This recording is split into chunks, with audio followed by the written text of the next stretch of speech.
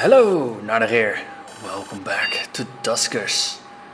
This is Alpha 0.301 and this introduces new storyline mechanics to the game. And in honor of that, and due to the fact that my old save game was actually from beta 0.22, which is a long time ago, I'm actually starting the game completely anew. So that will be new ship, new drones, completely new experience. And that way we can get to experience the entirety of the new storyline changes from the start. So let's get going. But before we get going, let's clear my user data. Boom. Old save game, no more. Let's skip this training simulation and let's go straight into the game. So, initializing.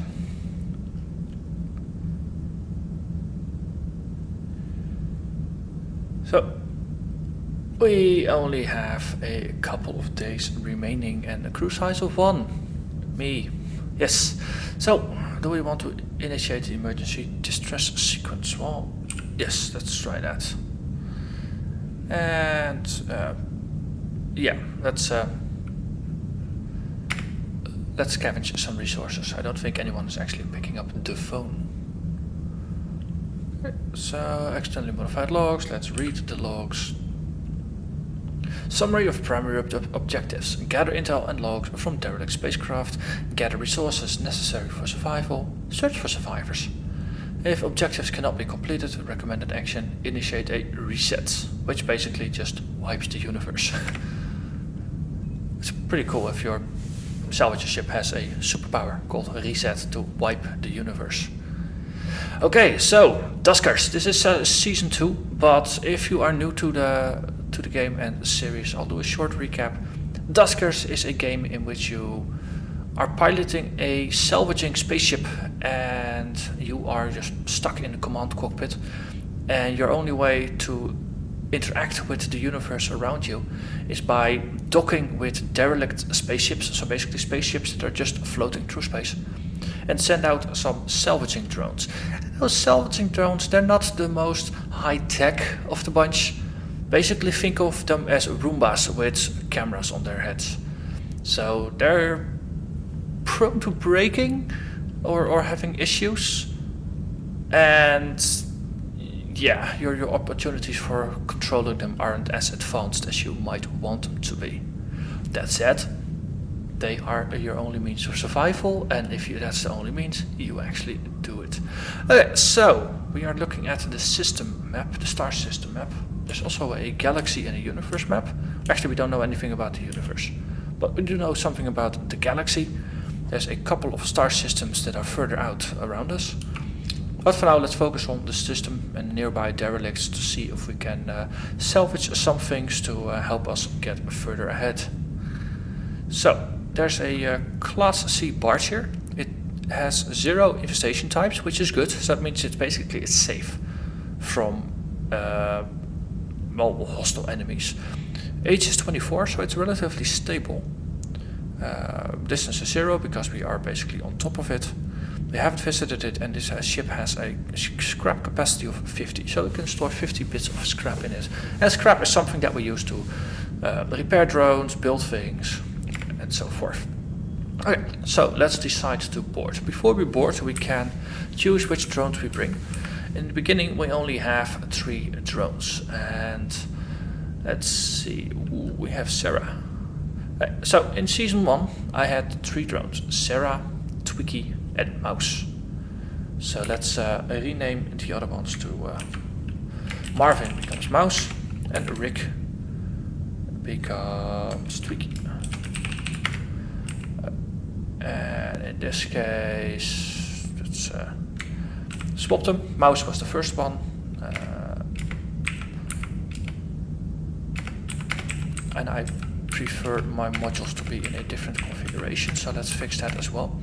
So in this case, Sarah has a generator, which you can use to plug into power generator sockets on the ship and supply parts of the ship with power. And that way we can open and close doors, activate interface terminals and so forth. Mouse is going to be our scavenger, so it needs a gatherer module to pick up bits of scrap and interface with fuel pipelines.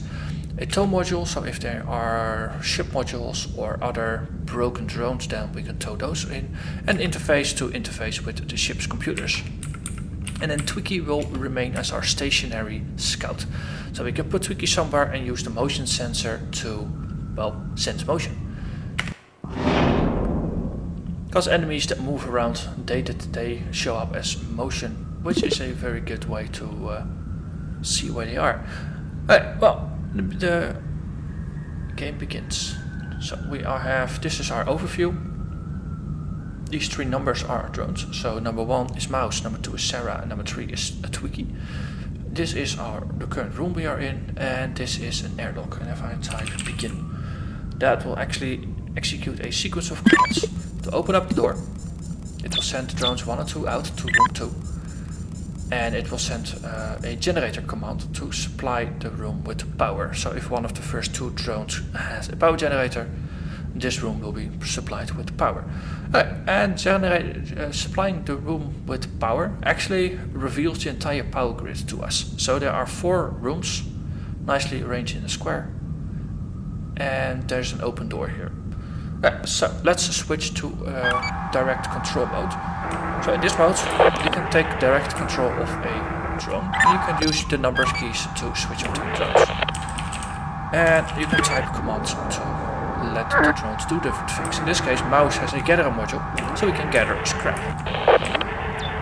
And now we can look around. And we already found something. Is that Qbert? That was a fun game back in the 90s, 80s? Long time ago. So Qbert has been, I just typed info to get some information on what's in the room around me. And it shows me there's a drone Qbert that's been destroyed. So if the drone has been destroyed, we have no way of getting it back in working order. So all we can do is just swap modules out of it. In this case, Qbert has a turret, but Mouse already has 3 modules, so we can't carry more. So that means we just need to send another drone in to pick up those modules. So that's exactly what we have Twiki for. So we can say, well, Twiki, go navigate to room 3. So navigate is tell drone 3 to move to room 3. And then we take direct control of Twiki, and then we swap modules, we take the turret, and then we can just say, okay, Twiki, thank you, go back home. And Mouse can continue to look through the room. So we have some scrap here, we have a fuel line there, or a fuel access point. And once again I can just issue a can roll, and then Mouse will go past all the things in this room that are there to pick up. So gathering fuel actually didn't yield any fuel, so the fuel tank is empty on this ship. And we can just move on and have a look. So we picked up some scrap. And that's pretty much it for this derelict. So, just like there's a macro to start in the beginning, there's one to end it. And ending will basically just tell all the drones to head back to room 1, which is always your ship. And then I can just manually close the door, and then we can exit, and then we are done. So we got 4 bits of scrap and we survived for 1 day, and we managed to salvage a turret. That's not a bad harvest. Let's see what we got here. So we can jump over here. And this where we see it's an Inanna Ishtar 2. It's a class C salvager. It has 1 infestation type, so there will be enemies here.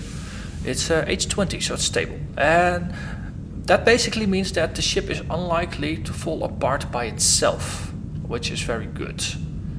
I just moved over here, so the distance is 0. We haven't visited yet, and the scrap capacity is false. We also see the objectives blinking, so let's click on that. And it didn't actually do much. Right, so it was blinking, but it wasn't actually doing much for us. So let's go in. let's see, we have a motion sensor and we have a turret. That might work. I actually haven't used the turret yet, so let's go for it. We have enemies now, so we might actually be able to use the turret. Let's see. Dormant drone found in room 2. Updating schematics. 1 infestation type. Full integrity is good. And all logs have been corrupted. So let's look to rescue that drone. So there's a drone over there. Once again, we can begin. Let's see. Mouse. There's power generator over here. So close door. Get roll.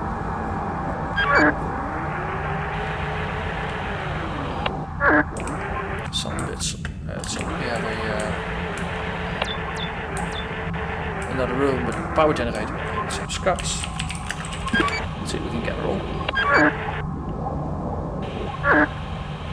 Okay, so we've now explored into the 2 rooms that we know are safe, because the opening room plus the 1 connected room are always safe. I think that's one of the design things to give you a foothold into the derelict.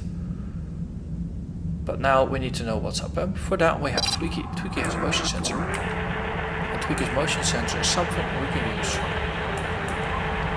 to sense motion. So we park Tweaky here. And then we start the motion sensor. And the motion sensor will start sensing motion in all the adjacent rooms. Like so. And now we know room 2 has something scary in it, which explains why there's a disabled drone in there. Okay, so this could be a problem. If we want to go in there, then there is a hostile drone. Tweaky also has a turret, so maybe we can do something creative with that. But first we know the room up here is completely safe. So let's explore that one first with the mouse. And then afterwards we will see how we deal with the enemy. So open up door 4. There's a fuel point in here and there's a bunch of scrap. Gather all. So I'll take a safety. And this is why you have the drones do your work for you, so you can just sit back and drink some tea. Let's see. Okay, I said I had a plan. So what if we send Tweaky over here and we set up the turret aimed at the door, and then we open the door. So then if something goes wrong, if we don't manage to kill the thing that's dangerous, then we don't endanger Sarah, who's sitting there defenseless. And we can just lock the door to have this room be all self-contained. So in this case I haven't used the turret before, so I don't know quite how it behaves. So you might as well be safe, right? So we close the door, and then we set up the turret. The turret is armed. Okay, so door 5, we open it up. Something is gonna come through.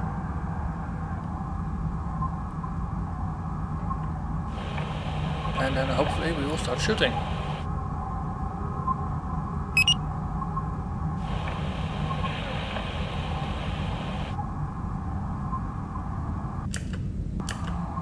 Okay. Did we kill something? Yes, we killed something. Okay, so the turret used 7 bits of ammo to shoot this enemy. There were no fancy animations or anything, but we did get the job done. Hey, we found Tim.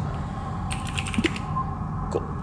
Then Tim is just disabled and has a tow, which is very convenient, so we can use Tweaky to tow Tim out. Let's see, we've now explored this, let's open the door and send Tweaky out. So, the turret is definitely interesting. It does open up completely different ways of dealing with enemies.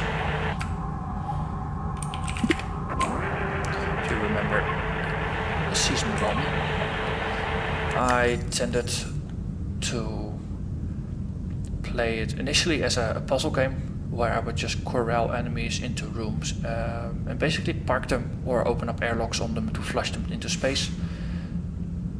Here with the turret, that opens up extra options because we no longer have to. We can actually afford to kill enemies. We don't need to use the built-in gun turrets of the ships. We can actually just dictate our own terms, which definitely is empowering. Okay, so oh wait, there is scrap up here because we shot the enemy. If you shoot the enemy, at least these purple drones, they drop scrap.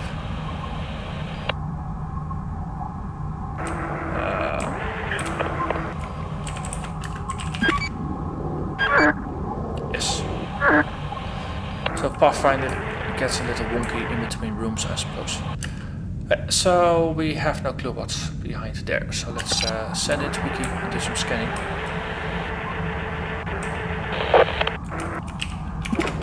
Let's go to another room. Stand back a bit. And start our motion sensor. Okay, so there's a big room on the other side and it's safe. So we can just move through with the mouse. And confirm that it is indeed safe. Well, there's only one type of enemy in here, which is good, since there are other types of enemies that normally don't move. They are very good at standing still most of the time until you approach and then they jump on top of you. And from the looks of it, we have explored the entire derelict, so we can do a thing called commandeering, and we can basically try to take this over as our own ship. So then we can see, basically if this doesn't show, it will tell you, wait, hey, you haven't explored all the rooms, or there are known enemies on the ship, or there are other reasons why you can't commandeer it. If you are able to commandeer a ship, that means you've finished the level. So it's a very good way to check if you've reached the end, if you've explored everything, or if there are still things left to do. So in this case, our ship is the Justice Rider, and it has 2 upgrade slots, 50 scrap capacity, and 6 propulsion fuel charges. The new ship is the same, with the exception that it doesn't have any ship upgrades. So this is a downgrade, a strict downgrade. So let's not go for it. And we can just use the end macro to send all the drones back to the ship, after which I can just manually close the door and exit the exploration.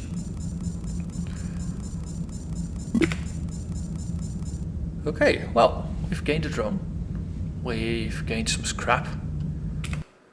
This was a pretty good run, and we discovered how the turret works.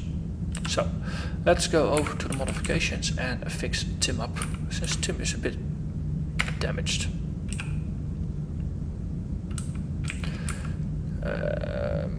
Also, Tim has most health, which is pretty good. That makes Tim our rescue drone. Tim to the rescue. So, let's go over here, and if you hold control, you can slide drones around to reorder them. And in this case we take Tweaky's toe away and give it to Tim. So Tim becomes our rescue operator, in addition to Mouse also having a toe. So that's why we have multiple ways to get drones out if need to be. Also I'm thinking if we take Tweaky's turret away and give that one to Tim, then that way we can put Tweaky somewhere and do the motion sensing bit. And then we can keep Tweaky there while Tim goes into position to actually shoot the enemy. It seems like a better one. So that's the thing with the stationary drones. I mean, Sarah, you plug her in, and for most of the game, you leave Sarah where she is. And then once you need another power source, you send Sarah over there. But your generator drone generally doesn't really do a lot. So those 2 slots on there, you can use them as storage spaces, the same. Same actually goes for Tweaky as well with the motion sensor. Most of the time you send them to some place that's safe, from where you can observe things. Tim is gonna be more of a combat oriented drone in that regards with the turret. And the toe is just a bonus. So that way we have some more freedom in how we operate.